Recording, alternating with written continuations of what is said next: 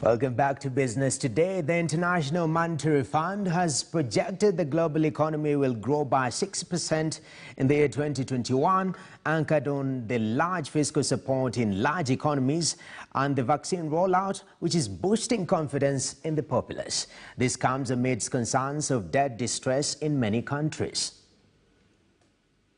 After a global contraction of 3.3% in 2020, the IMF is optimistic in its projections of the world economy, noting that it will hit 6% this year. Thanks to the ingenuity of the scientific community, hundreds and millions of people are being vaccinated, and this is expected to power recoveries in many countries later this year. Economies also continue to adapt to new ways of working, despite reduced mobility, leading to a stronger than anticipated rebound across regions.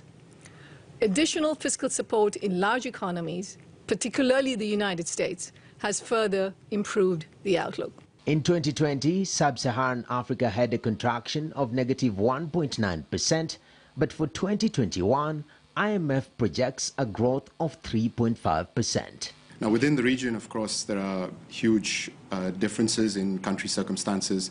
The tourism-dependent economies such as Seychelles and Mauritius have been particularly hard hit with the collapse of cross-border travel and the collapse of cross-border tourism. The other resource-dependent economies are also in a tight spot, whereas the more diversified economies are seen to be recovering a bit faster than the others. The region was riddled with high debt vulnerabilities, reduced revenue, and increase in crisis spending with the onset of the pandemic, which has devastated economies. A lot of effort will be needed to help countries in this region regain the paths of convergence that they were on before the crisis hit.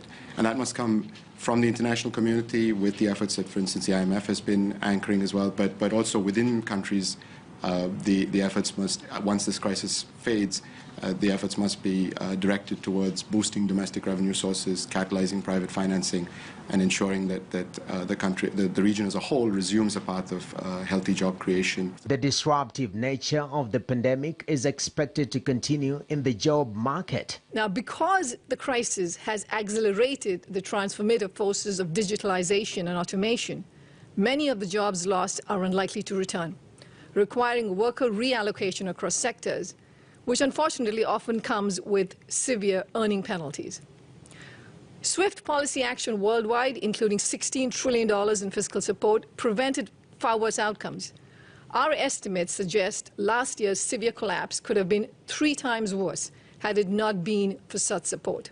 The IMF is advising that countries should place emphasis on escaping the health crisis by prioritizing healthcare spending and vaccine rollout with targeted fiscal support in affected households and farms. U.S. Treasury Secretary